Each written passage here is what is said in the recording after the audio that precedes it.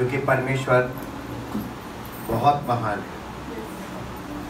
मेरे पास लोग कॉल्स कर रहे हैं, मुझसे पूछ रहे हैं कि चालू नहीं किया, और इस बार हमने एक काम किया है, हमने कोई अनाउंसमेंट नहीं किया कि आप लोग आइए, इनविटेशन बंद।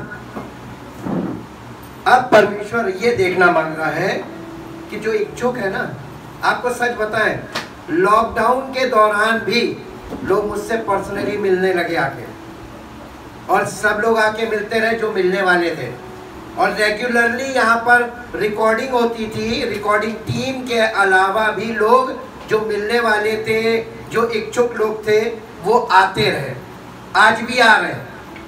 मैंने किसी को नहीं इनवाइट किया।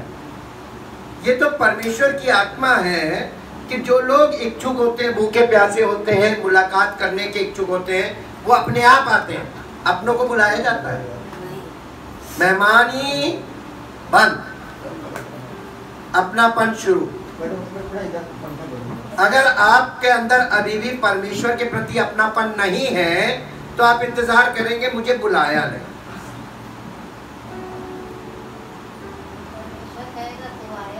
तू आया ही नहीं, सब अपने अपने खाने में बैठे हुए हैं, है ना। God is always an open announcement। परमेश्वर हमेशा खुला निमंत्रण रखता है, जो कोई चाहे वो आए, मना ही नहीं है। और हमारे पास जो भी पर्सनली मिलने आया और वचन के समय पर आया तो वचन सुनने आया, और आया, मिला, वचन भी सुना, मुलाकात भी की और गए। और संडे को लोग अपने आप आने लगे, और जब अपने आप आने लगे, अभी तक मैंने कोई अनाउंसमेंट नहीं किया, ना करेंगे।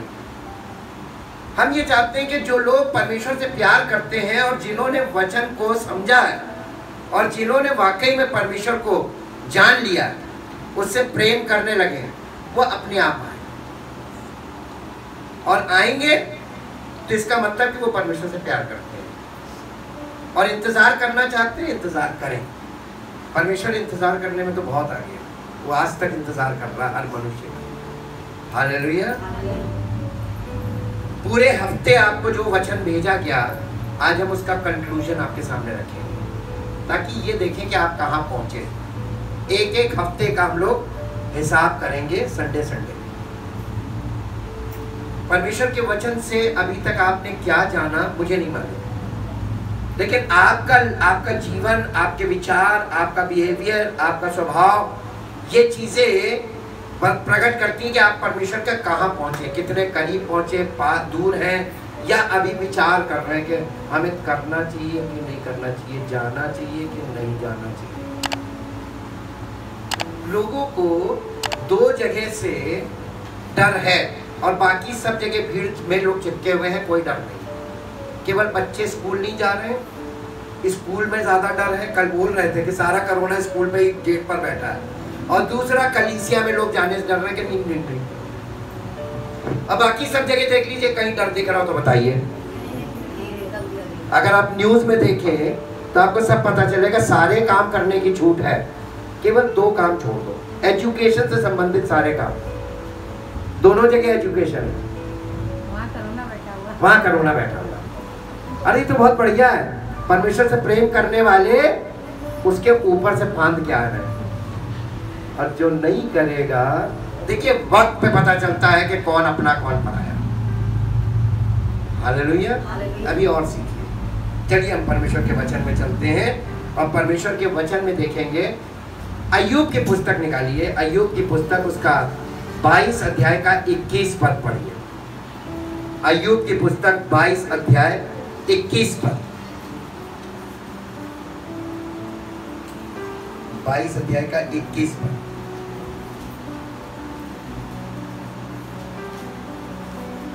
उससे मेल मिलाप कर, हैं? उससे मेल मिलाप कर, तब तुझसे के मुझसे, उससे मुझसे मेल मिलाप कर, तब तुझे शांति मिलेगी। कब? प्रार्थना कर लिखा है, परमेश्वर के वचन में लिखा हुआ है, मुझसे मेल मिलाप कर तब तुझे शांति मिलेगी। लोग तो प्रार्थना कर रहे हैं शांति मिले। मुझसे मेल मिलाप कर तो तुझे शांति मिलेगी। और इससे तेरी भलाई होगी। किससे? परमेश्वर तो मेल मिलाप की बात कर रहा है। मेल मिलाप दूर बैठ के होता है। मेल मिलाप का मतलब क्या होता है? इंग्लिश में देखते हैं। इंग्लिश में लिखा हुआ है acquaint now yourself with him. acquaint now yourself with him, यानी आप और हमको परमेश्वर, जब हम ये वचन को हम सुन रहे हैं तो हम ये समझ रहे हैं acquaint now with him, यानी उसके साथ अपने परिचय को बढ़ाओ।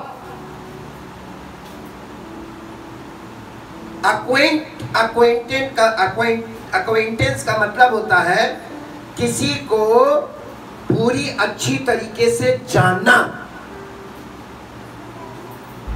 acquaintance का मतलब होता है हल्की फुल्की जानकारी, और acquainted का मतलब होता है अच्छी तरीके से जानना। acquaintance मतलब हल्का फुल्का।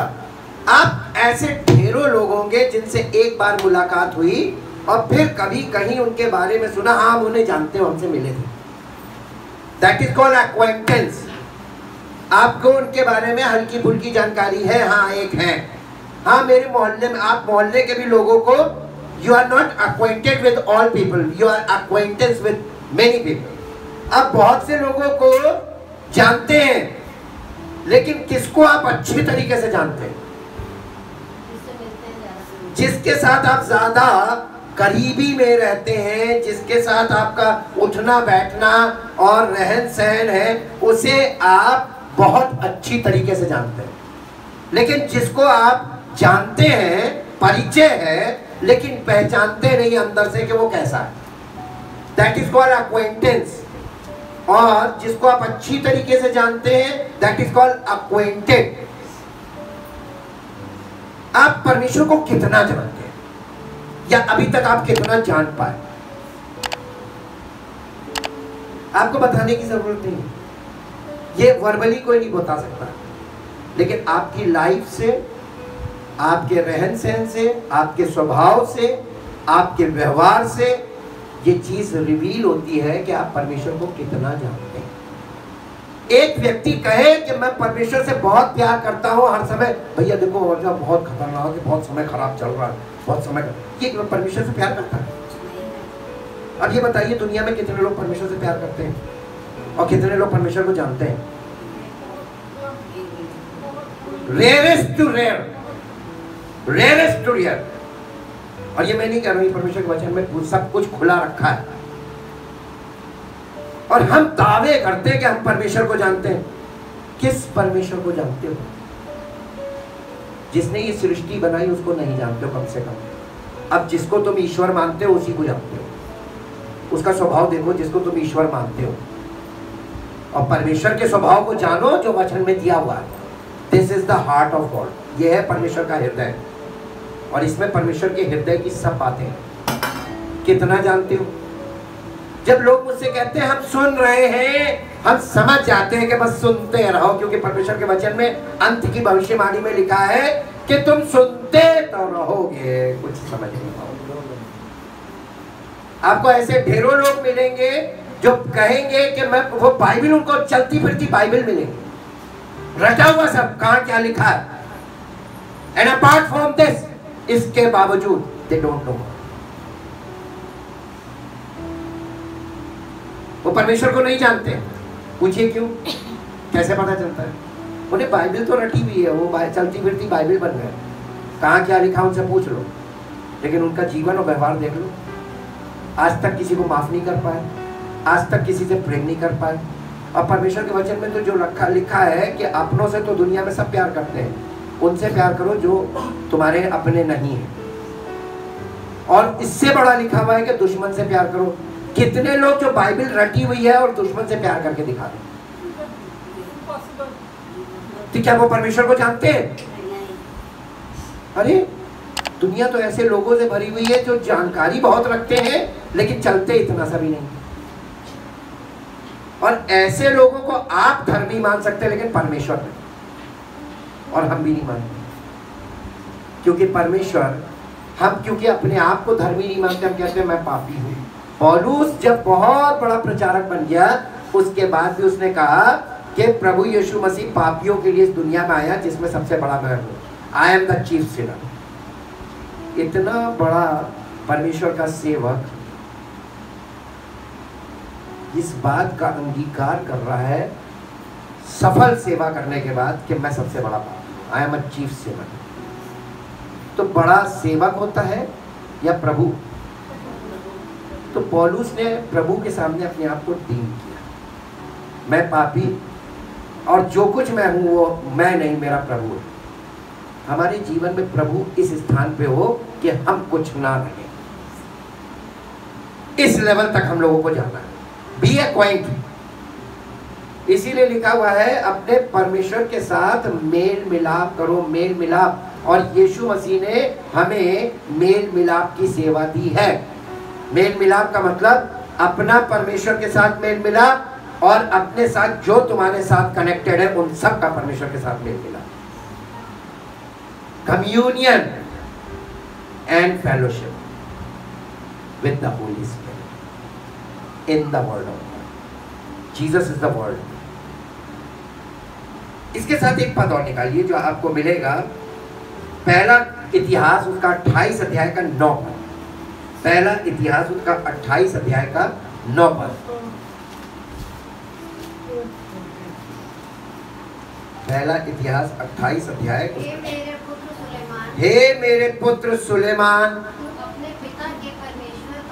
तू अपने पिता के परमेश्वर का किसका ज्ञान रख? ये एक राजा बोल रहा है, किंग डेविड, दाऊद बादशाह अपने बेटे सुलेमान से कह रहा है, हे मेरे बेटे सुलेमान,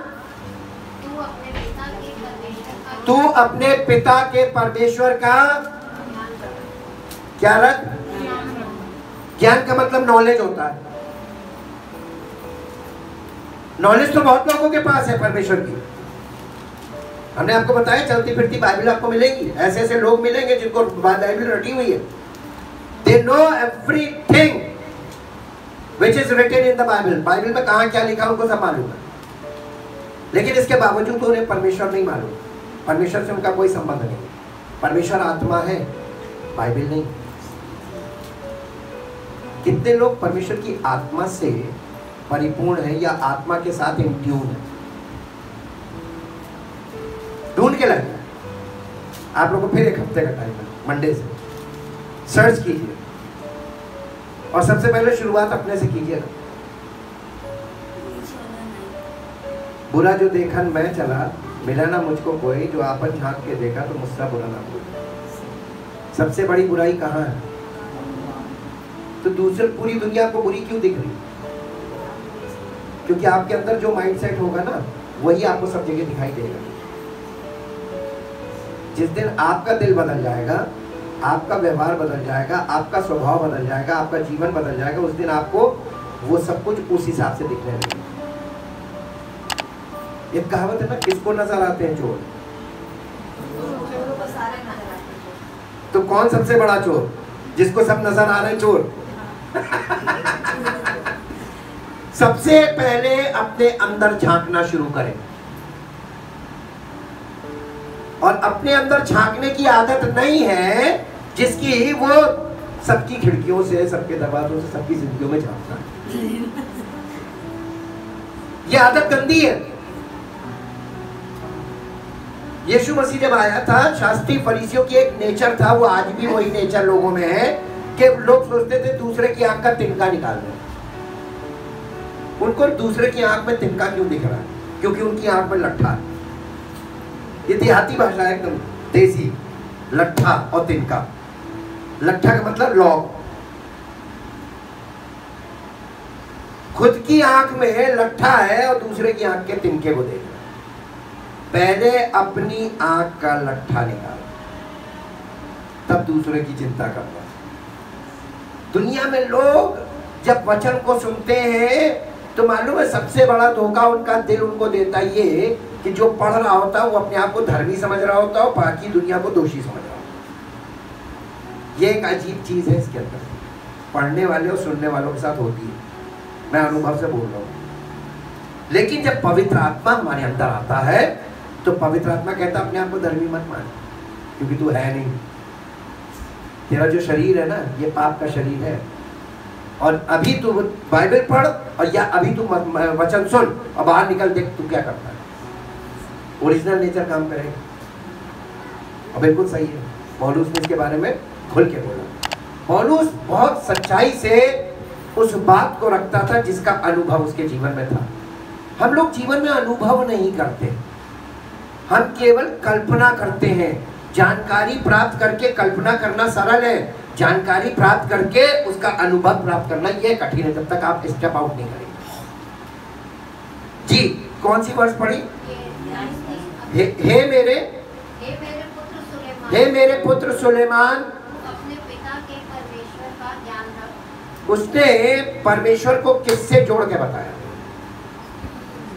किससे, कौन से परमेश्वर का ज्ञान रख? हर घर में बच्चा उसी को परमेश्वर मानता है, हर घर में, जिस घर में उस घर का मुखिया जिसको परमेश्वर मानता है। आप किसको मानते हैं? पर्सनल सवाल है, मैं पूछ नहीं रहा हूँ, जवाब मत दीजिएगा।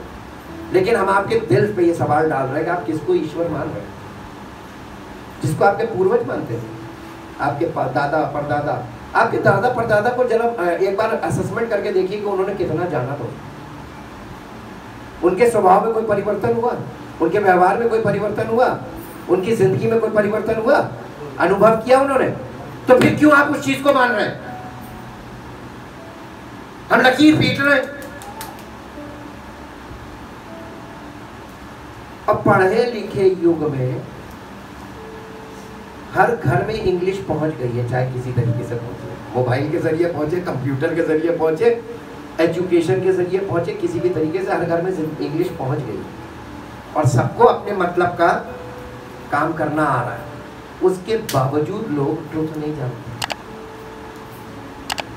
डिक्शनरीज खोलना शुरू कीजिए, हिंदी में वो शब्दावली नहीं है जो इंग्लिश और हिब्रू और ग्रीक में है, इसलिए आपको सही मायने नहीं मालूम है शब्दों के। आप जो भाषा बोल रहे हैं ये खिचड़ी भाषा बोलते हैं।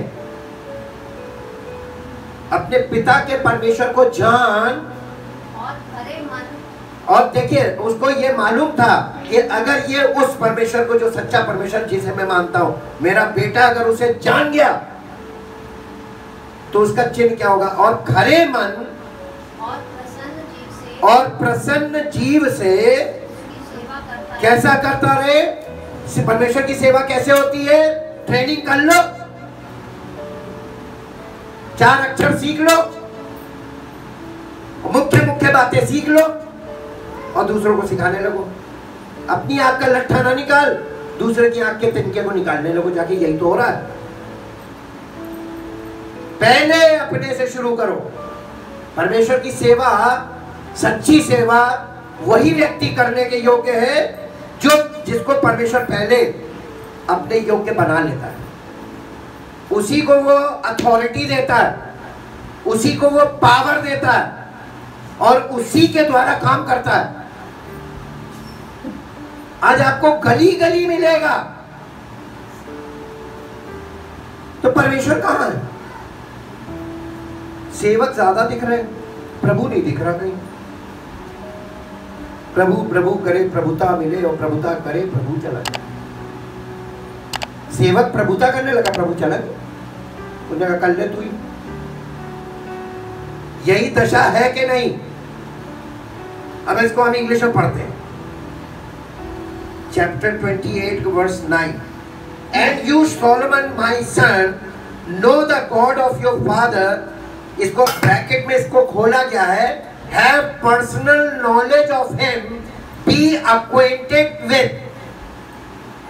acquainted का मतलब उसके साथ तेरा व्यक्तिगत अनुभव हो और व्यक्तिगत संबंध हो, that is called acquainted। परमेश्वर के साथ आपका व्यक्तिगत अनुभव है, व्यक्तिगत संबंध है। क्यों? मुसीबत आएगी तब किसको पुकारोगे? जिसको तुम नहीं जानते या जिसको हल्का फुल्का सुना था। हाँ, हम जाते थे वहां, बाबू भैया बताते थे यीशु मसीह के बारे में। तुम उसको उस समय पुकारोगे जिसको तुम नहीं जानते हो। मुसीबत में जब आप किसी को पुकारते हैं जिसको आप नहीं जानते हैं, तो मालूम क्या होता है? वक्त पे बोलिए, जोर से बोलिए। आप किसी को भी अपना मान रहे हैं क्योंकि अभी ऐसी मुसीबत पड़ी है, तुम ही हो, रिश्ता कहाँ? लेकिन ये कोई जरूरी नहीं कि आप इसको मान लो, आप ही है परमेश्वर से अगर रिलेशन रखते हो। नहीं, ये तो दूसरा पहलू है ना। पहला पहलू तो ये आदमी किसकी शरण में भागता जब मुसीबत आती है। मुसीबत आते समय किसके पास जाओगे?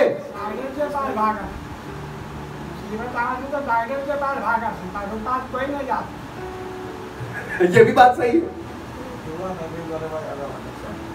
आप जिसे परमेश्वर के रूप में जानते ही नहीं और मानते ही नहीं, आप किसके पास जाएंगे जब मुसीबत आती है आपके? और ऐसा कभी नहीं है कि मुसीबत ना आए, अभी इससे भी भयानक आने वाली।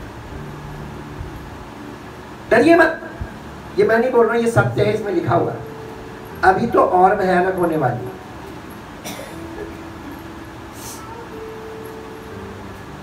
अभी हल्की निकल गई, अब असली वाली तो अब शुरू होगी। अब असली परीक्षा अब है। Be acquainted with God. Suleman से जब दाऊद जो बात बोल रहा है, ये समझ लीजिए पिता परमेश्वर हमसे और आपसे बोल रहा है। अपने परमेश्वर को जान। किसको? उस सच्चे परमेश्वर को, दाऊद के परमेश्वर को जान। बाइबल में मिलेगा दाऊद और उसका परमेश्वर भी मिलेगा, सारा वर्णन इसमें लिखा हुआ है। लेकिन कई बार आप बाइबल को जान जाते हैं कि बाइबल में ये लिखा है, लेकिन कभी आपने उसका अनुभव किया जिसके बारे में बाइबल बात कर रही है? नहीं। मैं बार बार कह रहा हूं, 2020 से मैं इस बात को कह रहा हूं कि रेगुलर आपके पास वचन जा रहा है, आपके दिल में वो वचन नहीं जा रहा है, कान से जाता है दिमाग में और फिर इधर से निकल जाता है। दिमाग ऊपर है और दिल नीचे है, तो वचन दिल में जाता है कि दिमाग में? सच बोलिएगा। जिसके दिल में जाएगा उसकी जिंदगी में दिख जाएगा, और जिसके दिमाग में जाएगा उसके जीवन से भी दिख जाएगा। हल्के में कौन लेता है? जिसके दिमाग में जाता है, दिल में नहीं। हालेलुया। क्या करना चाहिए? हल बताइए। आज आपका समय इतना बुरा नहीं है जितना कि आने वाला है, और परमेश्वर का वचन आपसे कह रहा है कि परमेश्वर को जान। अब मुसीबत कहकर तो आती नहीं है। आप सोचेंगे जब तक आएगी नहीं तब तक क्या करना है, ठीक है चल रहा है काम, चल। आदमी नौकरी करने कब निकलता है?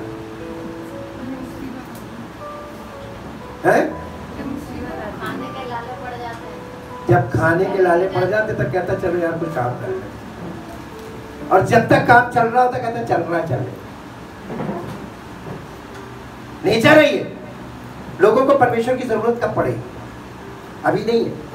सामने मौत खड़ी होती है, उसके परमेश्वर जी, जब आपके सब रास्ते बंद होते हैं ना, तब आदमी ऊपर देखता है।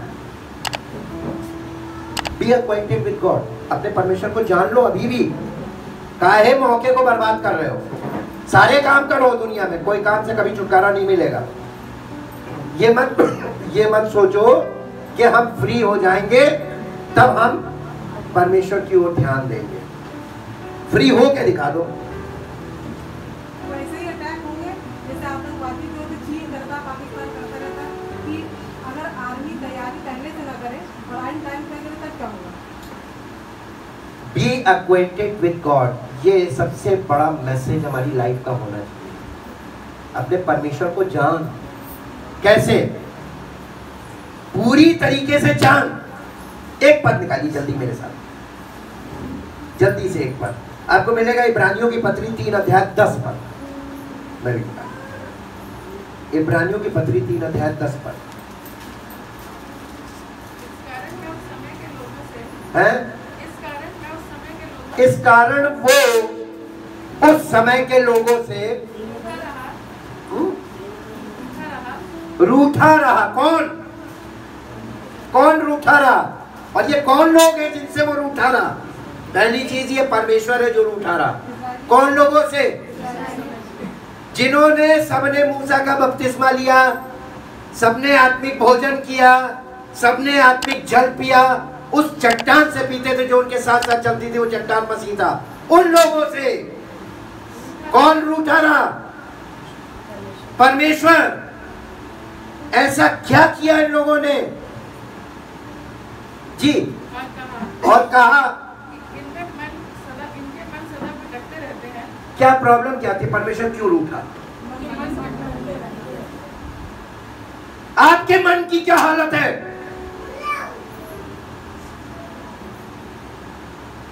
अपने मन को टटोल के देखिए, आपका मन कितना स्थिर है।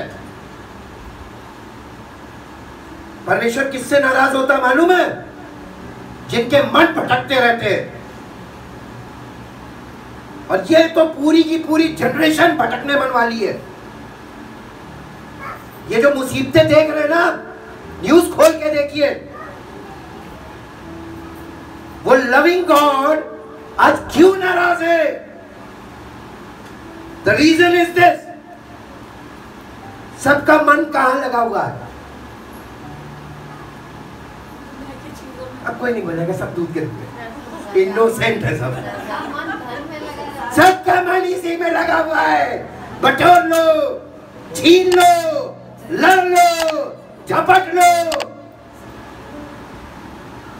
सब अपने मकसद में लगे हुए हैं और सब साम दाम दंड भेद लगा रहे और दुआ भी कर रहे, प्रभु ये कर दे, प्रभु ये कर दे, प्रभु दया कर दे। किस पर करेगा दया?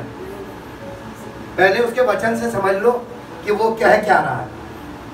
उनसे रूठा रहा, उनसे नाराज रहा, क्योंकि उसने कहा है ये लोग भटकने वाले मन के हैं, भटका हुआ मन जी। क्या किया? सबने बपतिस्मा लिया, सबने आत्मिक भोजन किया, सबने आत्मिक जल पिया, उस चट्टान से पीते थे जो उनके साथ साथ चलती थी, वो मसीह का लिखा हुआ है। और साथ साथ क्या करते थे मालूम है?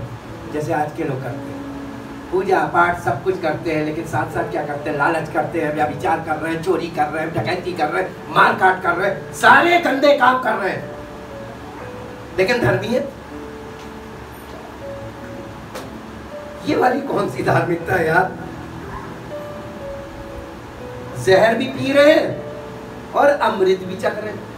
ये दो चीजें एक साथ कैसे होगी?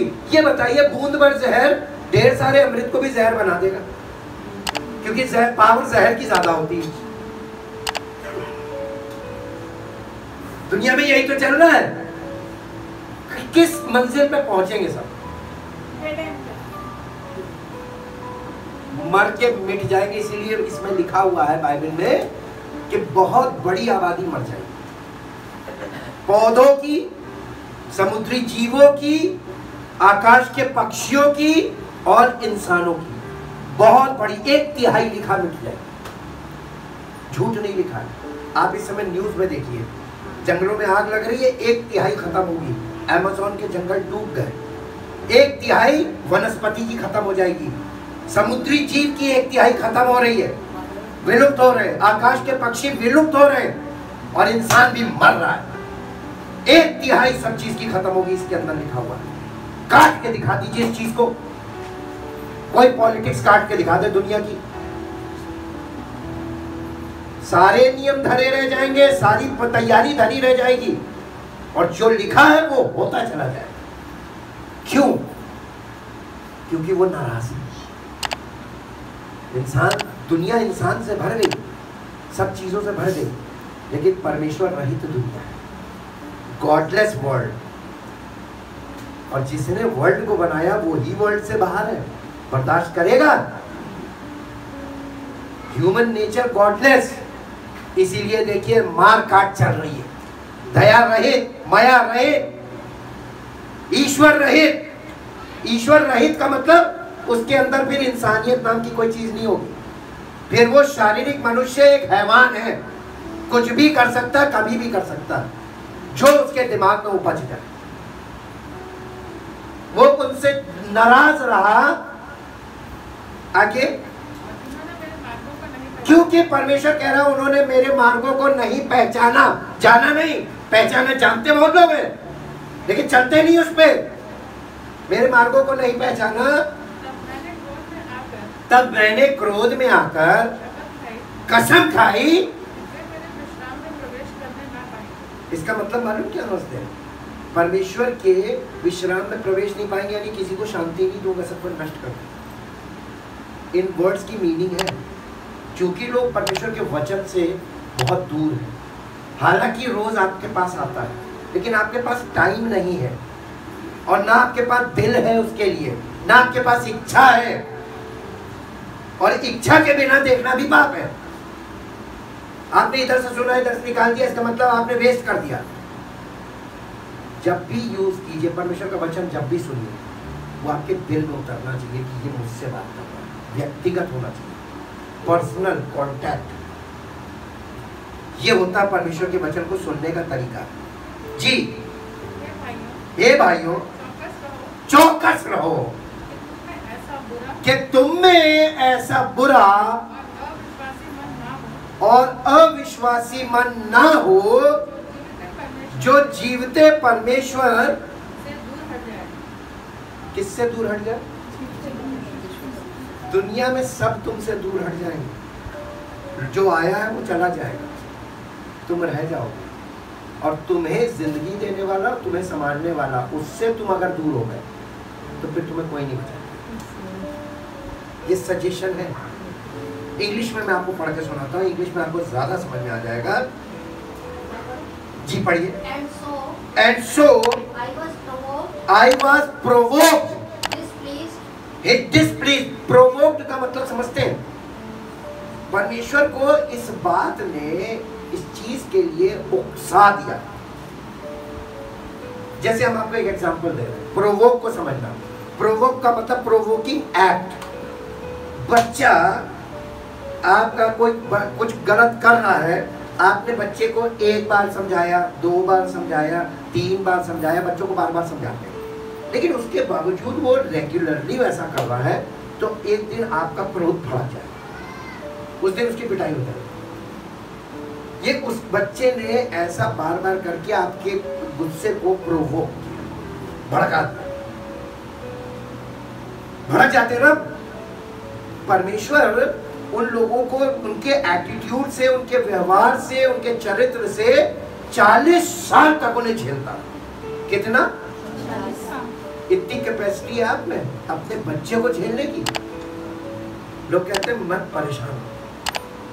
अब परमेश्वर इंसान से कितना परेशान हुआ, आपने उसकी लिमिट देखी? 40 साल उनको खिला रहा है, पिला रहा है, चला रहा है, सब कुछ कर रहा है, उसके बावजूद कुड़कुड़ा रहे, अरे हमको यहाँ पर ये खाने को नहीं मिल रहा है, हमको ये पानी नहीं मिल रहा, हमको ये चीज नहीं मिली, और जो मिल रहा है उसके लिए धन्यवाद नहीं, नो थैंकफुलनेस, ओनली डिमांड। कल हमने एक वर्ड पढ़ी थी ना जिसमें ये हमने पढ़ा था, अन्य जाति के लोग दे सजेस्ट एंड डिमांड। वो हर समय आपको सजेस्ट करेंगे, ये कर लिया, ये कर लिया होता तो ये हो जाता, सजेस्टिंग। और दूसरा, अरे ये चीज नहीं है तुम्हारे पास, demanding. This is the nature, godless nature है ये। जिनके पास परमेश्वर नहीं होता, जो परमेश्वर से वाकिफ नहीं होते हैं, जिनके अनुभव में परमेश्वर नहीं होता, जिनके जीवन में परमेश्वर नहीं होता, व्यक्तिगत संबंध नहीं होता, उनका यही नेचर होता है, सजेस्टिंग एंड डिमांडिंग। और आप इसको चारों तरफ देखिए, सबका यही नेचर है। गॉडलेस सोसाइटी, गॉडलेस जनरेशन, नहीं जानते परमेश्वर को, इसकी माफी है, लेकिन जानना नहीं चाहते, इसकी माफी, इसकी कोई माफी नहीं। अब आपको डिसाइड करना है कि आप नहीं जानते, इसके लिए तो परमेश्वर खुद कहता है मनुष्य परमेश्वर को नहीं जान सकता, लेकिन जानना नहीं चाहते, इच्छा ही नहीं। दिस इज अ सिन। कब तक नहीं जानोगे? हमें जानना चाहिए कि नहीं? सजेशन आपसे, दुनिया को सारे सजेशन देते हैं। कभी आपने दुनिया में लोगों को ये सजेशन दिया कि परमेश्वर को जान लो, तुम्हारी समस्या का समाधान हो जाएगा? उसको आपने एक लंबी लिस्ट पकड़ा दी होगी, ये मत करना, ये मत करना, इधर मत चलना, इसे मत करना, ऐसे मत बोलना, ऐसे मत, सारी चीजें बताते हैं। लेकिन कभी ये बताया किसी को कि परमेश्वर को जान लो, वो तुम्हारी सारी समस्याओं को समाधान करेगा। वो थोड़ा कठिन काम है, उसमें आपको अपना टाइम इन्वेस्ट करना पड़ेगा, अपना दिल लगाना पड़ेगा, और जो कुछ परमेश्वर का वचन आपसे कह रहा है व्यक्तिगत तौर पर उसे एक्सेप्ट करना पड़ेगा, उसको अपने जीवन में लागू करना पड़ेगा। कोई नहीं करना मानता है, सब जादू की छड़ी ढूंढ रहे हैं। कोई दुआ कर दे, कोई मंत्र मार दे, कोई फूंक मार दे, कोई झाड़ा फूंकी कर दे, और किसी के पास ना ऐसी फूंक है, ना किसी के पास कोई ऐसा मंत्र है, ना किसी के पास कोई ऐसी जादुई छड़ी है कि कोई कुछ कर दे। आप जब तक मानसिक रूप से या बौद्धिक रूप से जब तक आप मूर्ख हैं, तो दुनिया में आपको मूर्ख बनाने वाले ऐसे बहुत हैं, और आप फंसेंगे, पैसे भी खर्च करेंगे, समय भी लगाएंगे, लेकिन रिजल्ट मुझसे लिख के ले लीजिए स्टैम्प पेपर पे, मिलेगा कुछ नहीं। आखिर में कहोगे कि हाँ, तो 10 साल बाद जब तुम्हारी हालत बिल्कुल बर्बादी की कगार पे चले जाओगे, तब कहोगे बिल्कुल सही कहा। लुट पिट के आने से अच्छा है कि जो कुछ बच गया है उसी को बचा लो, सब तो लुट गया। जी, displeased and sorely grieved with that generation and said they always err, err का मतलब होता है error। उनके जीवन में, उनके मन में त्रुटियां भरी, एरर्स। आपके विचारों में क्या प्रॉब्लम है मालूम है? आपके विचार आपको फंसा देंगे, आपके मुंह से निकली बात आपको फंसा देगी। झगड़े कहां से शुरू होते? आपने कुछ ऐसा बोला, भले आपकी नीयत कोई नहीं जानता, किस नीयत से बोला, किस अंदाज में बोला, आपने बोला, उसका बात का बतंगड़ बन गया, है ना? कहां से होता है ये? क्यों हो रहा है? क्योंकि आप परमेश्वर रहित हैं। जिस दिन परमेश्वर आपके जीवन में होगा ना, ये वाला काम बंद हो जाएगा। They always err and are led astray in their heart। ये मन इनके भटकाने वाले, इनका मन इनको भटकाता है, ले जाता है। मन में आया उधर चले गए, मन में आया वो कर लिया। अबे तेरे मन में हर समय कुछ करने का आता है, इधर चले जाओ, उधर कर लो। ये शरीर को तुम्हारे कौन चला रहा है? ये मन से चलने वाले लोग और परमेश्वर की आत्मा के द्वारा चलने वाले लोग, दोनों में अंतर होना चाहिए मेरे हिसाब से। अब बताइए, आप विश्वास करते हैं या विश्वास करने की कोशिश करते हैं? अभी सब कोशिश कर रहे हैं, एक भी नहीं विश्वास करता। जिस दिन विश्वास करोगे जिंदगी अलग हो जाएगी। यहां आ जाओ, हो गया, अब आप बैठिए, अब हम हैं। जिस दिन ये हो गया कि आप भैया अब आप नहीं, अब हम बोलेंगे, तब हम समझ जाएंगे हाँ आ गया, ये विश्वास है। हालेलुया। ये एरर वाली जनरेशन है, और इसलिए आगे पढ़िए। एंड दे हैव, ये इनके मन क्यों भटक रहे हैं उसका रीजन बता रहा है।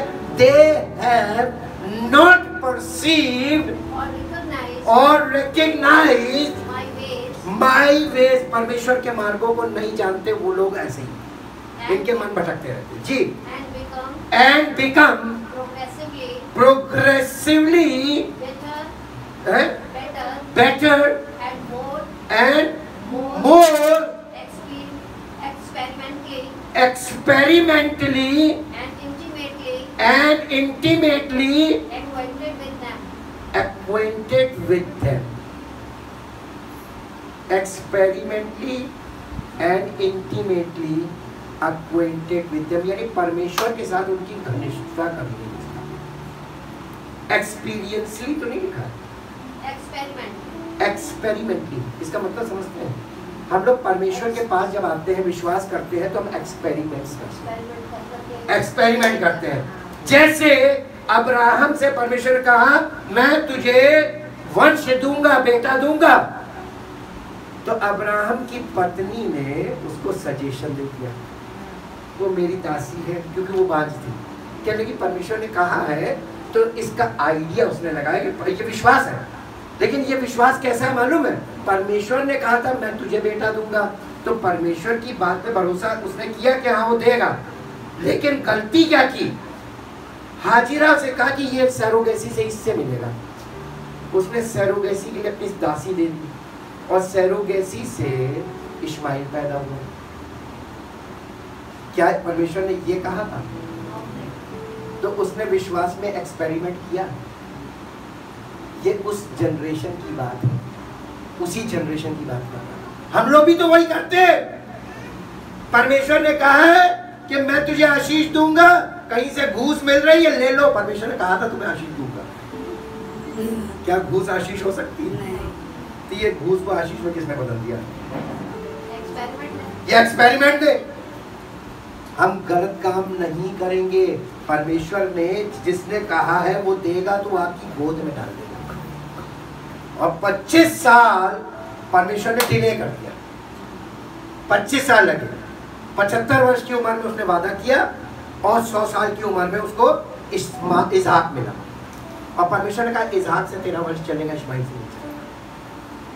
परमेश्वर ने उसको एक्सेप्ट नहीं किया। हालांकि ब्लेसिंग उसको दी, लेकिन क्योंकि वो अब्राहम क्या है वंश था, लेकिन परमेश्वर ने एक्सेप्ट किया इसहाक। आपको मालूम है परमेश्वर के वायदों में मिलावट नहीं करनी चाहिए, परमेश्वर के वचन में मिलावट नहीं करनी चाहिए। परमेश्वर ने जिसका वचन है एज इट इज एकदम लिटरल उसको एक्सेप्ट करना चाहिए। Be acquainted with God. आप परमेश्वर के साथ घनिष्ठता बनाइए।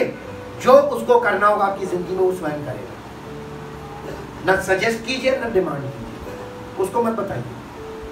ये सबसे लंबी वर्ड्स है, 3 अध्याय का 10 पद सबसे लंबा, इसमें प्रॉब्लम्स बताइए। इसके बाद आगे पढ़िए।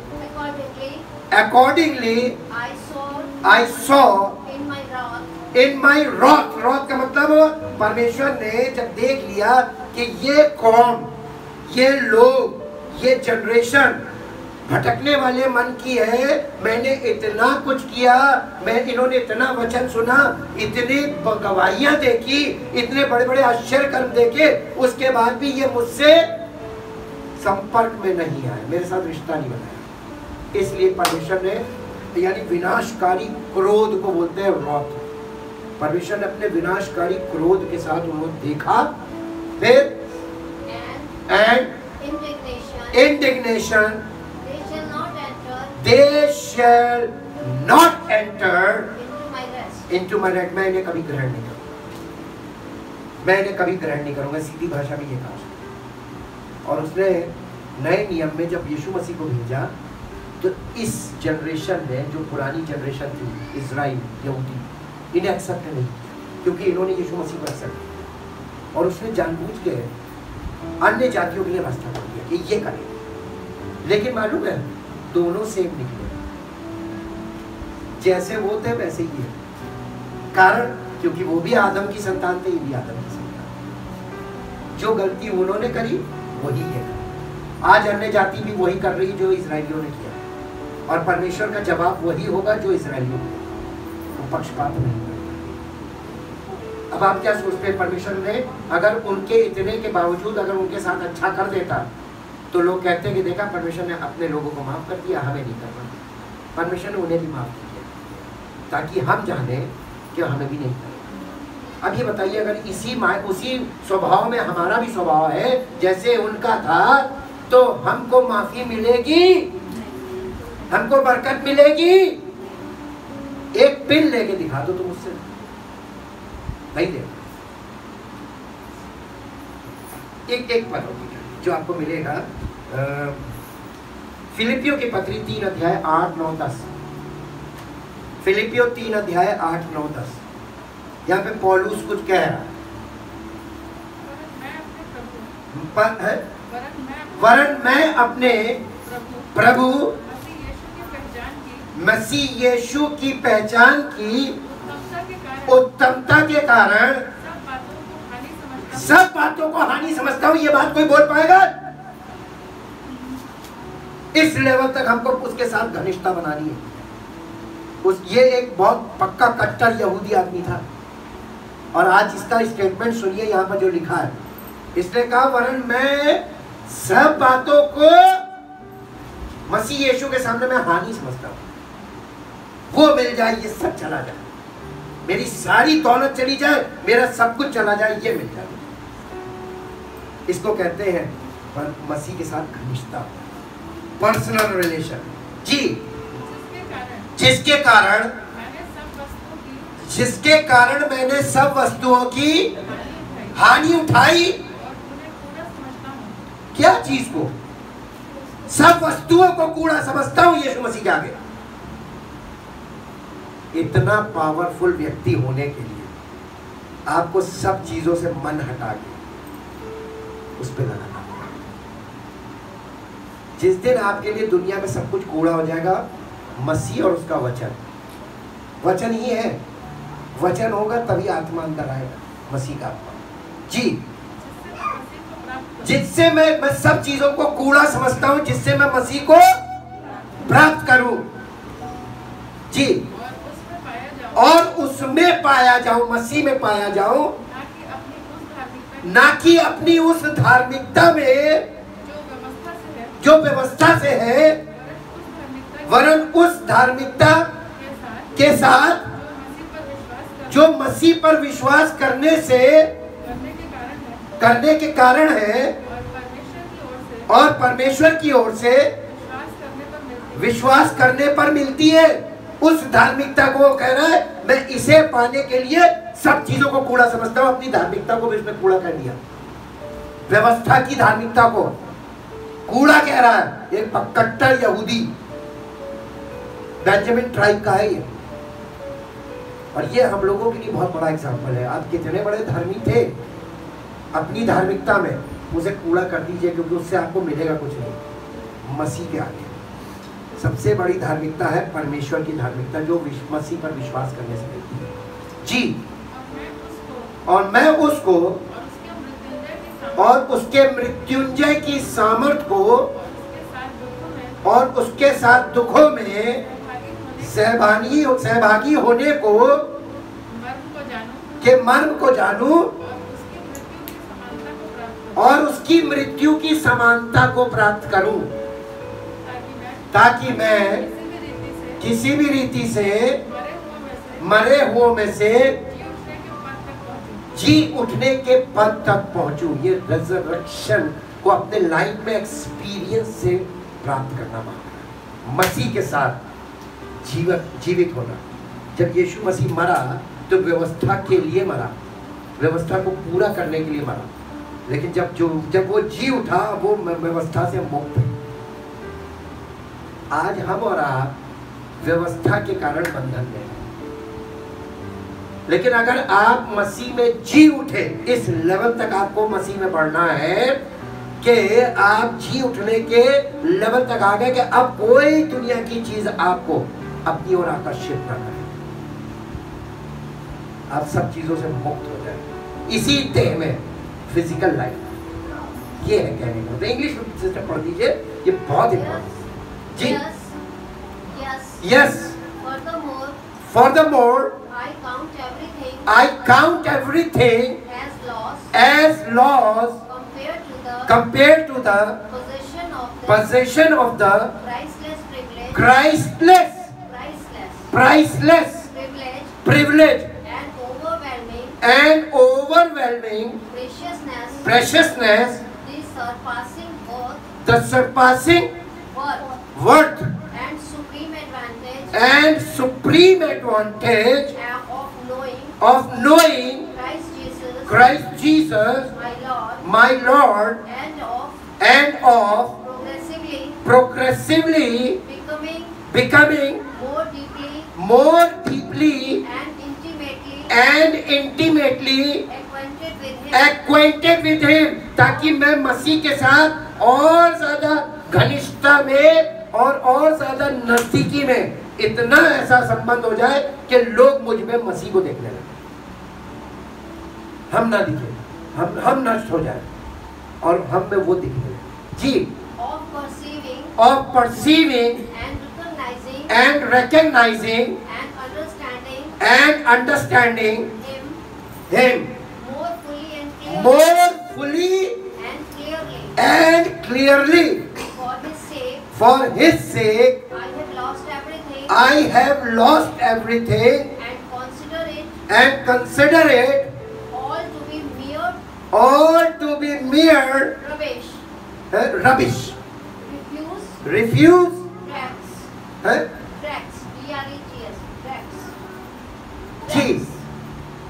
In order. Refuse. उसके साथ है tracts. Refuse tax. In order that I may will gain Christ, the anointed one, and that I may actually be found and known as in him, not having any self-achieved righteousness that can be called my own based on my obedience to the law demands ritualistic uprightness and supposed right standing with God. Thus required. Acquired. But possessing that genuine righteousness which comes through faith in Christ, the anointed one, truly right standing with God, which comes from God by saving faith. For my determined purpose, as that I may know him, that I may progressively become more deeply and intimately acquainted with him, perceiving and recognizing and understand and wonders of his person more strongly and more clearly, that I may in that same way come to know the power outflowing from his resurrection, which is exert over believers, and that I may so share his sufferings as to be continually transformed in spirit into his likeness. He will to his death in the hope. Thank you Jesus. कितना इन बातों को आप English में समझिए, Google में जाके इनकी meaning search कीजिए और आप इसको अंडरस्टैंड करने की कोशिश कीजिए कि कहा क्या गया। परमेश्वर के वचन, परमेश्वर ने किसी को धोखा नहीं दिया। आज दुनिया में सब लोग धोखा खा रहे हैं, प्रार्थना के नाम पे धोखा मिल सकता है, लेकिन अगर आपका विश्वास परमेश्वर पर है तो उसके वचन में जाके देखो उसने वचन में क्या कहा है। प्रार्थना के लिए उसने नहीं बोला कि प्रार्थना करोगे मैं कर दूंगा। परमेश्वर पे विश्वास करना एक कठिन चीज है, उसको पहले जानो। लास्ट में एक वर्ष पढ़ेंगे, हम प्रार्थना में चलेंगे।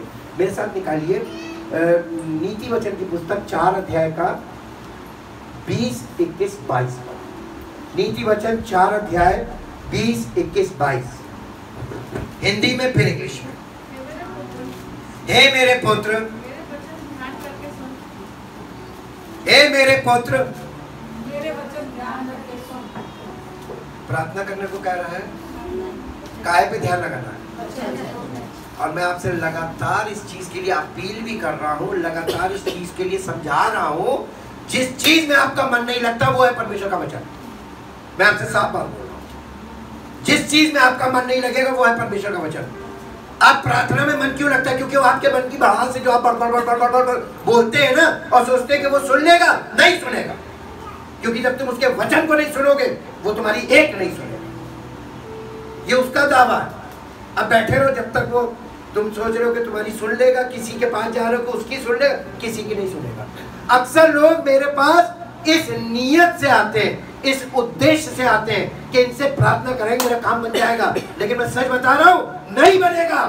वहां नेतागिरी नहीं चलती, वहां सिफारिश नहीं चलती, वहां वो आपको हमको उसने बोला है इन्हें बोलो, ये मेरा हुक्म मानेंगे तब मैं इनकी सुनूंगा। और मैं इसीलिए कड़क बोल देता हूँ। और ऐसी भावनाओं से जो आते हैं उन्हें मैं पहचानता हूँ, पता नहीं क्यों आत्मिक भाषा से पता चल जाता है। Thank you Jesus.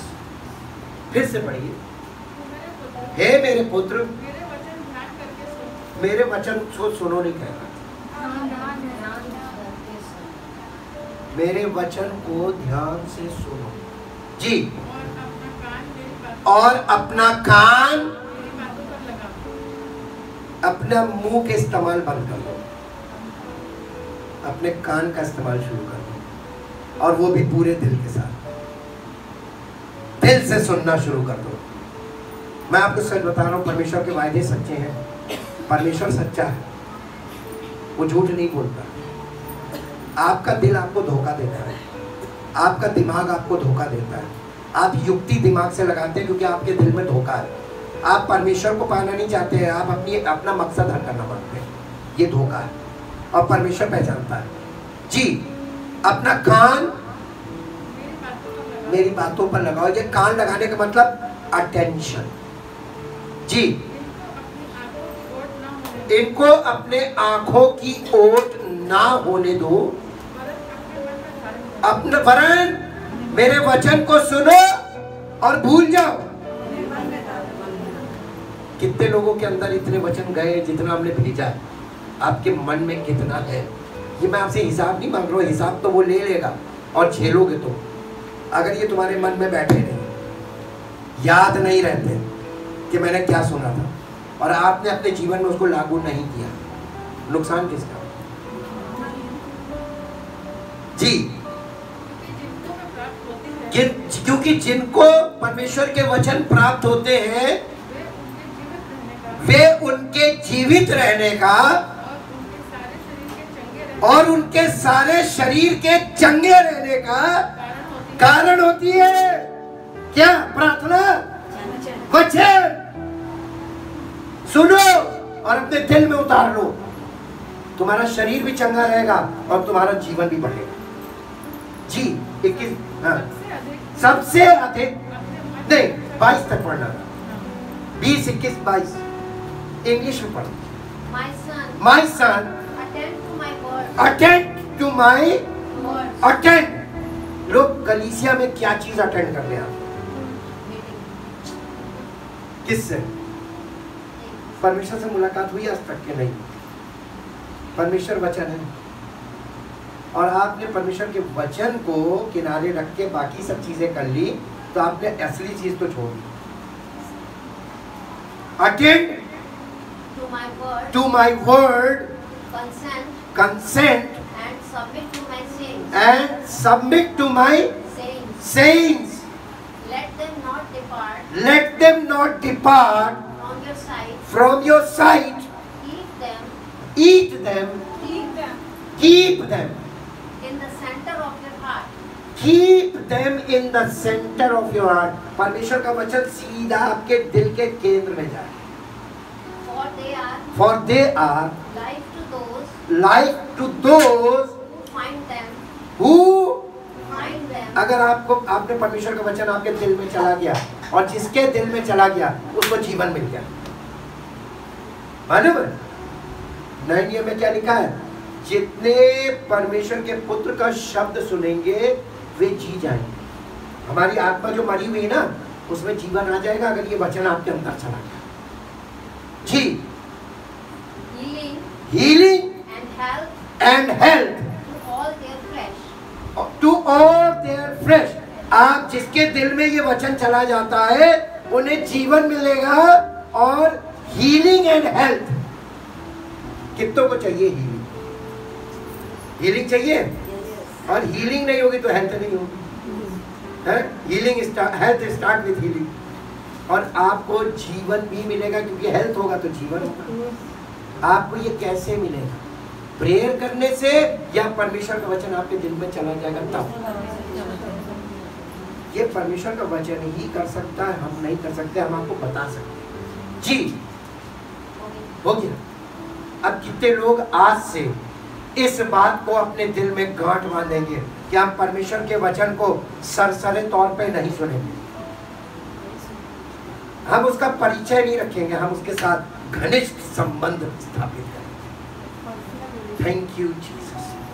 जितनी घनिष्ठता होती है उतना हम ज्यादा सुनने लगते, जितना ज्यादा सुनने लगते उतनी ज्यादा घनिष्ठता होती है। Thank you Lord, thank you Jesus, thank you Jesus. परमपिता परमेश्वर, हम दिल से आपका धन्यवाद करते हैं आपके पवित्र वचनों के लिए और उससे बढ़कर पवित्र आत्मा के लिए। यदि पवित्र आत्मा हमारे अंदर उन कमियों को देखकर जो हमारे अंदर पाई जाती है हमारे स्वभाव में, उनके अनुसार हमें आपके वचन से तैयार ना करे और आपका वचन हमें उन चीज़ों से अलग होने के लिए सामर्थ्य ना मिले, तो प्रभु हम इन कमजोरियों से और इन कमियों से कभी दूर नहीं हो सकते। आज हमने आपके वचन को ध्यान से सुना और चाहते हैं पिता परमेश्वर, जितने लोगों ने ये ध्यान से सुना और जितने लोगों के दिलों के अंदर ये उतर गया, इनकी जिंदगी में आपका वायदा पूरा हो जाए, इन्हें चंगाई मिले, जीवन मिले और अच्छी हेल्थ हो और इनके जीवन में बरकत और आपकी बरकत, ताकि प्रभु हम सबके जीवन से ये बात साबित हो कि परमेश्वर महान है और जो उसने कहा है अगर हम उसको एक्सेप्ट करते हैं और अपने आप को समर्पित करते हैं तो हमारे जीवन में पूरा भी करता है। हर सुनने वाले के जीवन में आपकी सामर्थ्य दो और हर ग्रहण करने वाले के जीवन से आपकी महिमा प्रकट और सारी महिमा। इस प्रार्थना को आपके प्रभु यीशु मसीह के नाम से आमीन। परमेश्वर आपको आशीष दे। Praise the Lord.